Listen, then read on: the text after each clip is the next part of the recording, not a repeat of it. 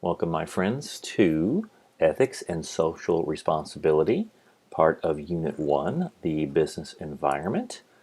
And this is Randy Sala, your instructor.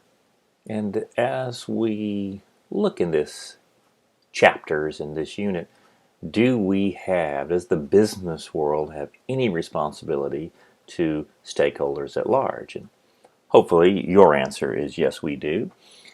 Ethics, where do we get social responsibility? Well, we get that from philosophy, the branch of philosophy that studies about, there's a basic nature of right and wrong. There's duty, there's obligation, there's virtue.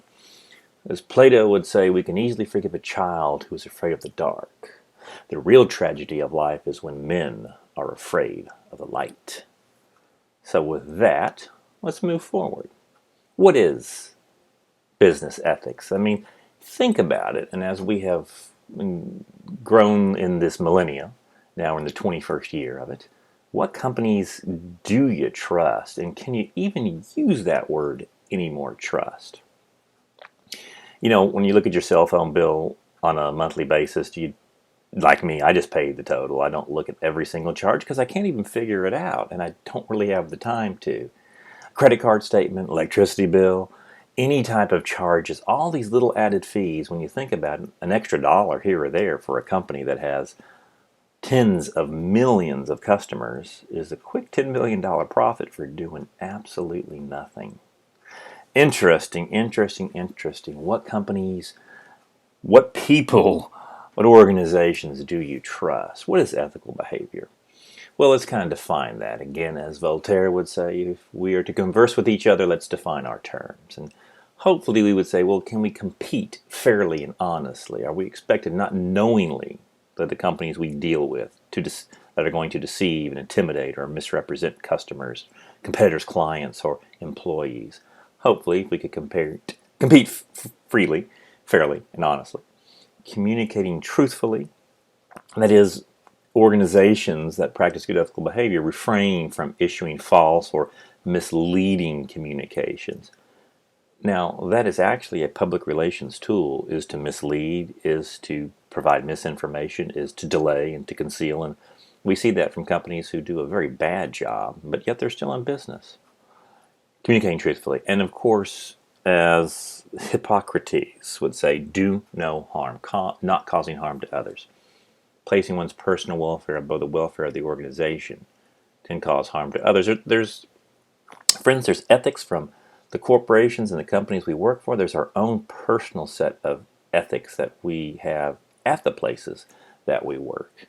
Henry Kravis was a very popular business person in the 80s and 90s. If you don't have integrity, you have nothing. You can't buy it. You can have all the money in the world. That was J. Paul Getty. But if you're not a moral and ethical person, what do you have? You really have nothing.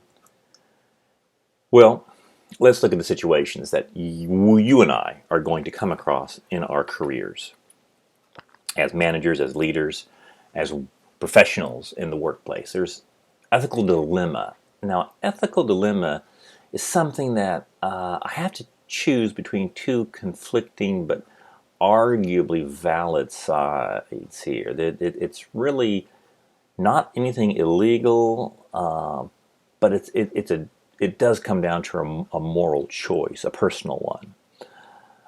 Perhaps you are a director of a large company, and all of a sudden you've just been told that if you move your operations for this division offshore to another country, you could save, $5-10 million over the next 5 years. Now, the division that you have is located in a small town in the United States that basically it is the entire population works for that. So by moving that division, you're going to put 90% of the people out of business, without a job, unemployed, and they may never be able to find something else. That's a huge dilemma, one that I hope we never have to come through and deal with. So there's a dilemma. Now there's something called ethical lapse. This is just wrong, okay? A situation in which an individual makes a decision that's clearly wrong. You're divulging secrets to a competitor. You're putting a product that is unsafe out in the marketplace. You're doing lots of things that you know just are not right. So the dilemma, the lapse, and then we have something, I don't know if you call it in the middle, but it's called that conflict of interest. Those conflicts are when you take advantage of your situation for your own personal gain rather than the employee's best interest. And as the caricature here is, we know what runs the healthcare field. That's big pharmacy. And big pharmacy notoriously puts all sorts of money into doctors and surgeons and healthcare professionals' hands just so you could recommend a pharmaceutical. And it is a huge, huge, problem. It's the reason why in the United States we prescribe more drugs and use more drugs than any other country in the world, and we're only 2 to 4% of the world's population. Interesting, isn't it? We pay more for drugs than any other country does, and there's a lot to do with it right there. Well, all right, let's cut to the chase here. What do we do? What do we do? How to make ethical decisions. My friends, you're going to have a lot of decisions you make in your career. Is there some sort of a guideline that we could use? And I think there are. I think you have this in many of a textbook. And maybe you've taken philosophy, ethics as a course here at Tarrant County College. But making decisions. Is it legal? That's probably a good place to start. That means, does it break any laws? Now, we can stop right there because, of course, if we're a politician, we can literally make or erase laws. So, as a person in the workforce with your own business, does it break any laws? What about, does it violate the spirit of the law? That comes a whole different question. Now, is this all we need to do? Just because it's legal doesn't make it right. But that's at least the first place we want to stand off to in our decisions. And again, usually decisions we make that have become the most important or the most pressure ones deal with people, resources, and of course money. What else should we do? Is it balanced? Here's what that would mean. Is it fair to all concerned? All right, everybody who's associated with this decision, is there a fairness about it? Or is it just for your own interest? And of course, business and industry, we can figure out a way to make a crooked but balanced system. Okay, so guys, is it legal? Is it balanced? I like this one personally for you, my friends. Can you live with it? What's your gut feeling tell you? And that's really what your gut feeling is all the experiences that you have. It's very psychologically driven. And over time, depending on where you are in life and where you are in your career, you're going to have a lot more experiences as you go on. And so how does that make you feel? Does it make you feel good? Does it make you feel absolutely disgusting if you were to make that decision? Can you sleep at night? And I tell you, good sleep is basically the backbone to good health, because if you can sleep well, your whole body repairs itself at night. That's why we have to sleep. But if you're tossing and turning with anxiety and stress, knowing that I wish I wouldn't have done that, and we all go through it at different times, but that's a great decision maker right there. I know I can't live with myself, so how can I recuse myself from making that decision, even if it means I've got to find another job? The fourth one here. Is it feasible? This is an interesting one. Because something may make you feel good, and it may be legal, and it can somewhat be fair because it's not going to hurt somebody, or at least not outright. But is it feasible? Is it going to work, or is it just to keep you employed? And in my experiences, especially in higher education, I've seen coworkers years and years, maybe decades ago, maybe, well, it was the early aughts. And so that an employee was able to make a little program, a little project on another campus that really just did everything for themselves. It kept them, it was their road to retirement. It was a project that someone was able to milk out for 5 or 6 years, and it helped about 20 to 30 students over that time. And Tarrant County College has 60,000 students at some point, in the year. And it was professional, it was paid very well, and that's all it was too. And when this person did retire, the program completely went away. But they were able to suck up enough resources. Their salary, which was salary and benefits alone, was over $100,000. And they didn't have to do anything else but this project. Now, this is something that you will see as a manager, all right, as a leader, supervisor. When someone comes to you with that project, is it feasible? Is it going to benefit more than just that one person? Is it just to keep somebody employed? That's the integrity part right there. So, the last one, does it represent your stakeholders? Does it represent the organization you work for? And of course, we're all self-employed, right? We're all in business for ourselves and trying to do the best we can in our careers. So again, does it represent your customers, your employees, anyone who is influenced by the decision? Business as usual, all right? Is the company policy, the checks in the mail? Oh, that person's in a meeting. They can't act right now. Oh, sure, that's decaf coffee. What quote lies? What things do we do just to get by?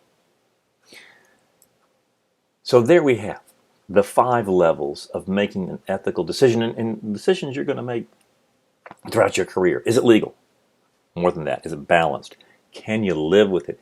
Is it feasible? Does it represent the stakeholders? Does it represent your organization? Does it represent you? If all those come out as good checks right there, I think you're on your way to making a very sound, ethical, and decision with lots of integrity. Trust. Ooh, wow. Sometimes that should be a 4-letter word, shouldn't it? It takes years to build, a second to break, and forever to repair. And we know that to be true. There's someone in all of our lives who we did trust and they broke it. And maybe we forgave. I mean, it's possible that the human being can forgive. But can we forget? That may be neurologically impossible. It's somewhere in our brains. And that is, I forgive you. Maybe someone didn't pay you back a couple $100 that they borrowed and they forgot, or they said, I can't do it. Okay, I forgive you, but I'm not going to forget about it. I remember the time you really messed me over. Yeah, poor ethical and social responsibility decisions, my friends, will become public relations nightmares for an organization. Even for very large organizations and for small ones and small businesses, and if we're our own business, if we've got something going on and we do something wrong, it may completely annihilate us, which means we don't have a business anymore. All right? Huge dollars have to be spent in damage control, and again, it may take years to ever regain trust. Let's look at the example in modern day history, and that was the Ford Pinto. Now, the Ford Pinto was brought about in the 1970s. We were a muscle car culture of the 60s and 70s. We had giant cars with 500 horsepower engines and big. It was great. You didn't need a seatbelt. You were going to run over anything. So there was no seatbelts even needed then. We really didn't have anything small and efficient that got good gas mileage. Well, when OPEC, oil producing economic countries, came about in those 70s, and we ran into something called an energy crisis, because OPEC basically controlled the supply of oil. And when those countries did, the United States basically had a shortage of oil, which means we had a shortage of gas. And almost overnight, we had to find something very fuel efficient, because you didn't want to buy that 454 engine of a giant Chevy, of a Chevelle, of a Nova, of a GTO, of a Corvette, of Camaro, the really big muscle cars, even some of the big station wagons. They just didn't get any gas mileage at all. And of course, the Japanese had Toyota and Nissan, which was really Datsun at the time. And they had the small cars that were extraordinarily efficient. And something about small cars to American automakers is they don't make a lot of profit. They make great profit off big cars. And so they had to come up with something really quick, really fast, something that was still kind of a sporty looking car.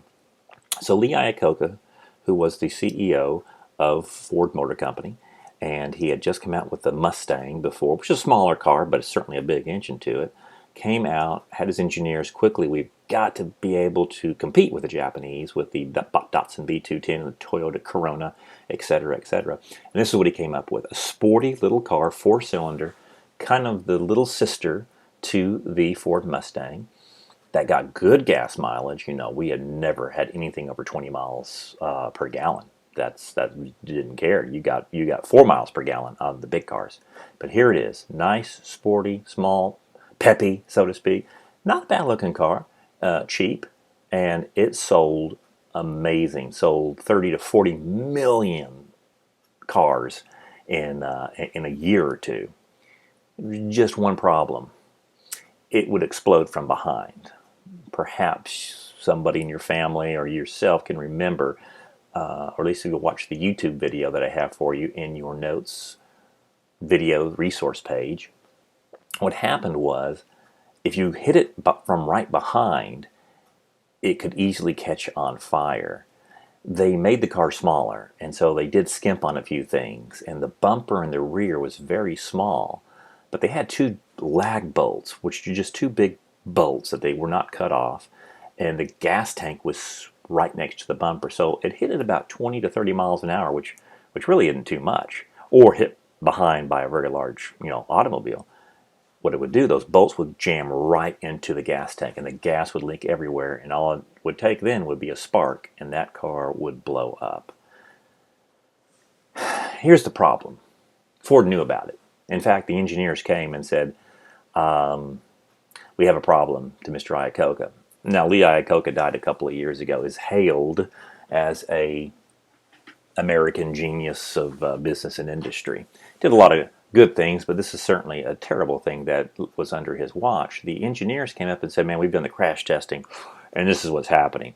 It's not 1% of the time. We're catching 30% of the time. This thing's catching on fire at the right hit. But we found a solution. We can put a metal shield right in front of the gas tank. And we've tested it with the metal shield. Those lag bolts can't get to the gas tank, and so it won't blow up. And we've tested 100 times, and 100 of 100 times it never blew up. And we even went up to 50 miles an hour. So we've got the fix. And so, but we're going to have to recall every Pinto. And there's 30, 40, 50 million of them out there, and it's going to be $11 a car to fix. So Lee Iacocca had his accountants and his finance people do this math.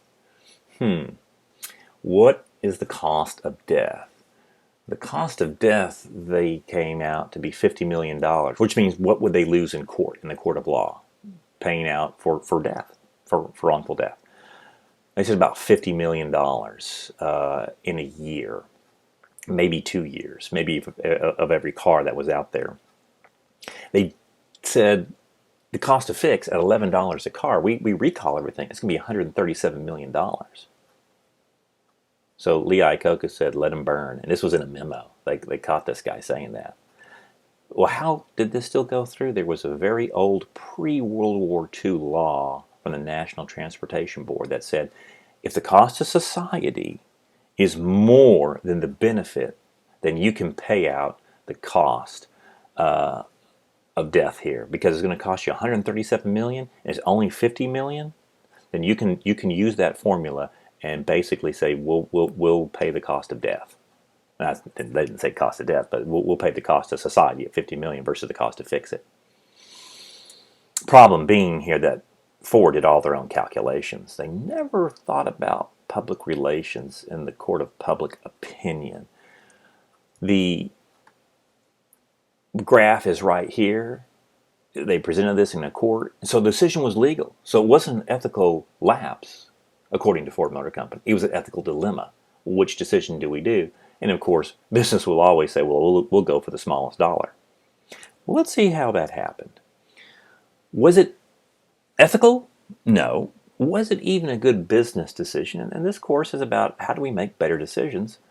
This is crazy. Ford failed to calculate the public relations nightmare that awaited them, because many of the engineers quit Ford. They could not live with themselves, especially when that memo came out that said let them burn. So here's what Ford estimated. Each lawsuit would cost about $267,000. And then they would have, actually it's about 200,000 for death, and then 50,000 for a person who survived the fire. Now burning to death psychologically is beyond horrific, and they failed to figure that out. The first case was tried in California. Now, is California a conservative state like Texas, or very liberal? Absolutely, it's very liberal. And the people there get very disgusted when they find all this information being leaked out to the press. A 13-year-old boy, he survived. He had to watch as his 18-year-old cousin, she burned to death. He couldn't get her out. The jury's verdict was $125 million. The verdict, the $125 million is one number. This got blown up all over the United States and even the world, actually. Of course it did. Now, appellate court put that down. It didn't. I don't think that the victims got 125 million, but they got at least 20 or 30 or 40 million dollars. It was a huge case. So blown out of their costs already. It just kept going and going. Iacocca wouldn't even make the change, my friends, of production until 1980, when it was way too late. But he wouldn't even put the metal shield in while they were producing new cars. It was too expensive in his opinion. Well, these people couldn't live with themselves anymore. They linked that infamous Ford memo that $11 was too much to save a life. The media began to crucify the Ford Pinto, label it the barbecue that seats four, and call it the 10th worst car that was ever built. And I know what you're thinking. You're saying, oh my God, there's 9 cars worse than this one. There actually were some pretty bad ones out there that also blew up. I believe the worst was called the Corvair, which was a very cool looking car. The only problem was it was put together so terribly that it would actually fall apart as you were driving. Pieces would just come off, and all sorts of wrecks were happening. So there's some pretty bad ones out there, but it is hard to believe that it would be worse than the Pinto. Keep off my rear, I'm explosive. The nightmare. In the end, finally Ford design change. That was too late. About late 1979 to 80, they had to stop production of the Pinto. All lost. Ford took the next 10 years trying to regain trust in the marketplace. It was very difficult for them. Wasn't even we're talking about ethical dilemmas. Was this even a good business decision? Hey, all they were concerned about was money. In the end, this was probably a 20 or 30 or maybe a $50 billion decision, because the Mustang is still in production. The Pinto should still be in production today. Interesting how the short-sightedness of this. Now, there's Lee Iacocca. He's on Senate trial there for many, many times. He became CEO, executive of Chrysler, led the company out of bankruptcy. That's why he was heralded as one of the American icons of business. And, what did it cost him? Well, he was able to hide behind lawyers and engineers, and that we didn't have the full information, and et cetera, all that, public relations doublespeak. But in 1988, the Democrats wanted Mr. Iacocca to run for president of the United States. Now, this is the Reagan administration. Reagan was elected in 1980 and 84, so he just had 8 straight years of Reaganism. Now, Bush, H.W. Bush, was his vice president. He is running for president. The Democrats said, is there anyone who can stop this Republican machine? Well, wow, this guy maybe could, because he is a big business guy. He's very liberal in thinking. They begged him. And the media said, yes, would you please do that? Because then we can ask you the questions that you never answered about that Ford Pinto. And we got them right here, that you dodged for decades. Now we're going to nail you. He couldn't accept it. He couldn't run for it. So that decision, personally, although he was a multi-millionaire, certainly may have cost him a presidential nomination and a possible victory, because we tend to forget the bad things, but what he had done to Chrysler were so amazing that everyone hailed him as the man of business. I have a YouTube video. It's already set up in the pages here on your resources on our Canvas page. So you might want to look at that and verify everything that I just said. It was a very strange event of how Ford so many times has just taken the easy, it's really not an easy way out, but the the cowardly way out and put money, profits over people. Well, wow, shouldn't we have learned from that? You know, again, what companies can you trust? A modern day peril of that one, and it's a really good book that I would ask you to read. It's called Bad Blood by John Carreyrou. This was Elizabeth Holmes. She was the founder of Theranos Health Technologies in 2003. She founded it at 19 years old.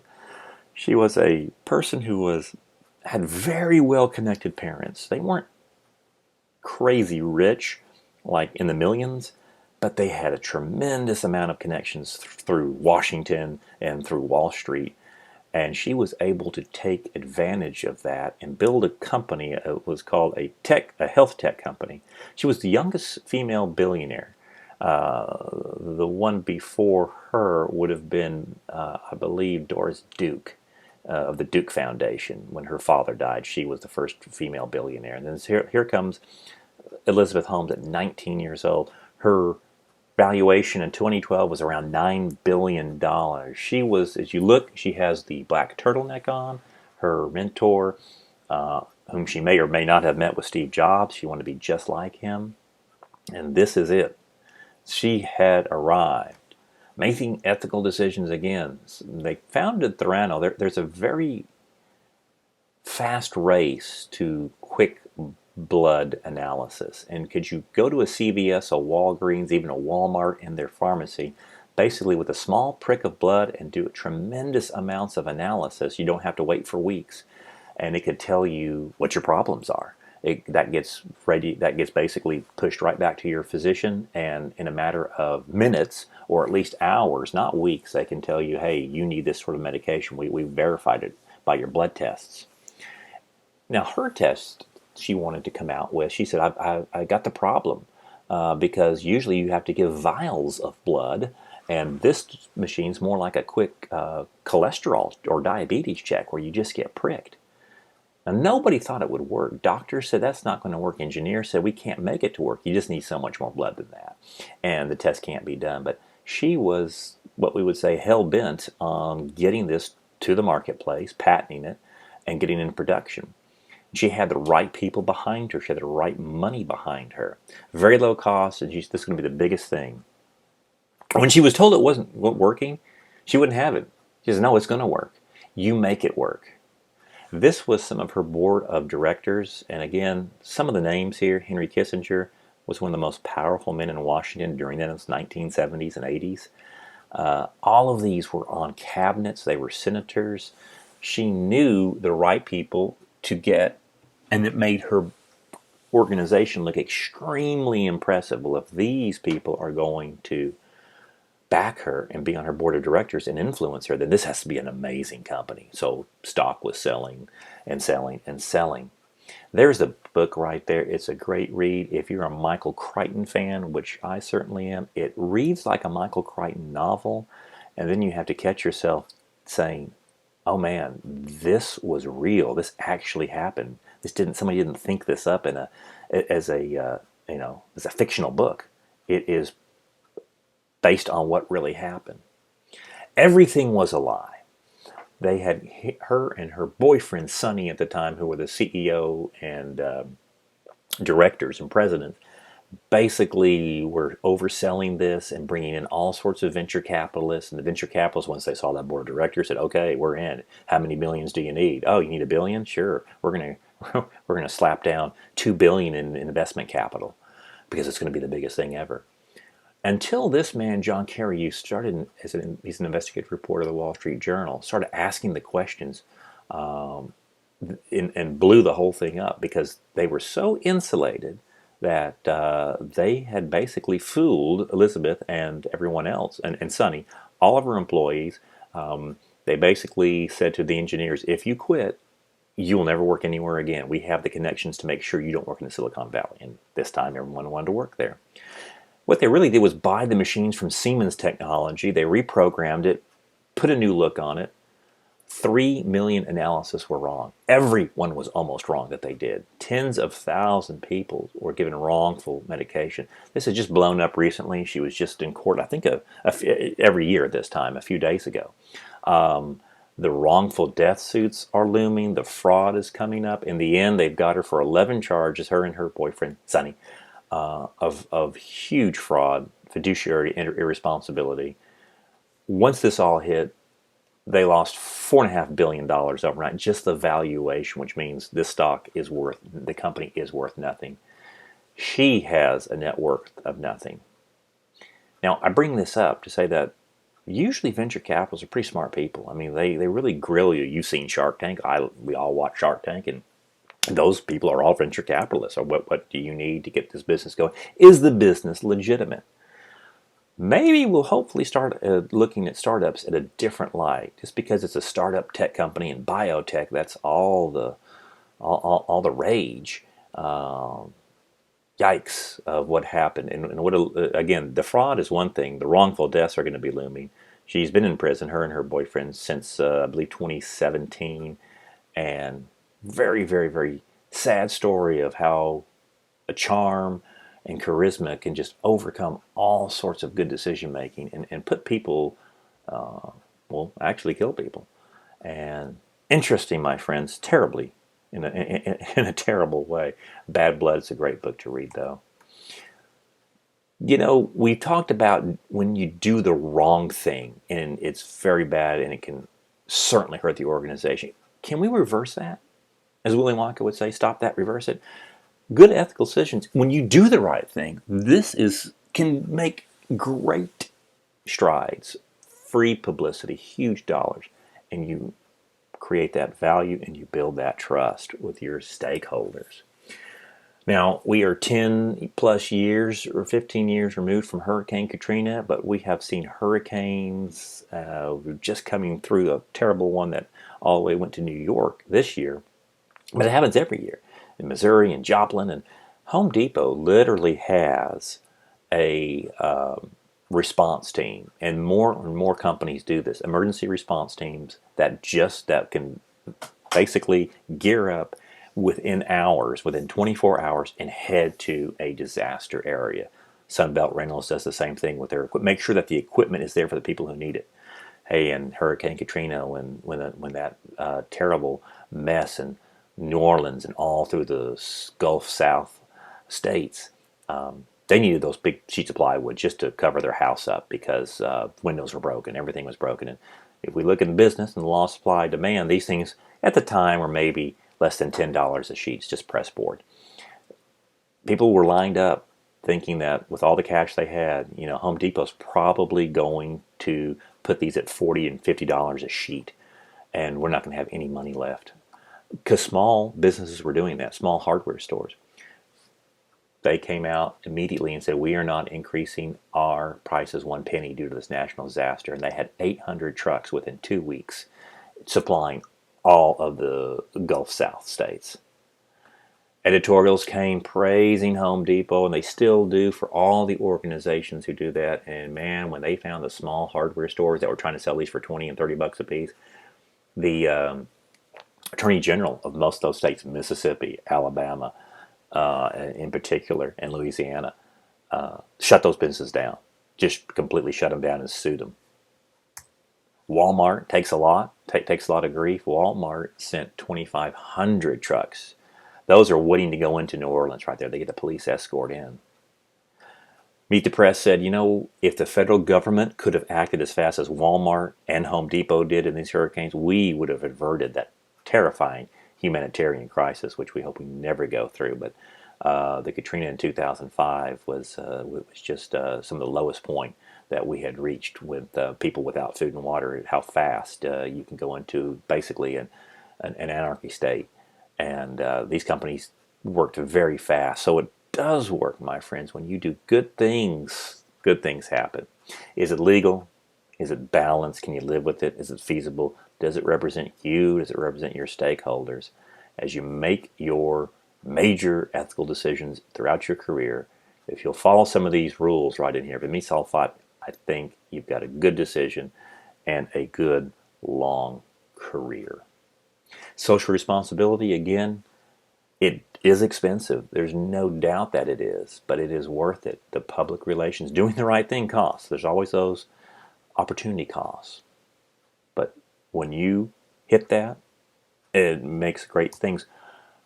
Consumerism, of course, right to safe products, right to be informed. This came out of some of those car movements. Ralph Nader was known as the king of consumerism. Basically, what rights do the customers have? And so these came out. We have a right to safe product. We have a right to be informed. We have the right to choose. We have the right to be heard. Okay, that means we can contact information to companies if a complaint line. And of course, we do have privacy rights, and that's something that going forward we will see how private we have. Obviously, we live online in an online world. We live with our phones, and every piece of data is being traced. What can you do? Friends, this is, again, every class I teach here, I want you to be able to do something with this information. Maybe we're not going to be able to ICUG. We're not going to get those type of decisions. But you can do some things right now. Discover for your organization what social initiatives are going on. Volunteer. Companies and universities look very favorable on volunteers for new work applicants. So if you're going to transfer to another school, especially your private schools, the more social initiatives you have, the volunteering, that's going to help you get those scholarships, because grades, everyone understands that, and there may be a little bit of inflation of grades, but there's not inflation of this. When someone sees you've gone out there and you've given back to society, those are the kind of students they want at their universities. And many of the employers that we talk to on our advisory committee say, if you want to get promoted, you need to do more than what you're doing. And so we look for people who have a lot of volunteer and experience, because they want to do more things, and that's the person that gets promoted. So look for the company that you work for now. What can you do? Not yet employed, get some internships. You got to earn this. This is what we call earned media in the public relations world.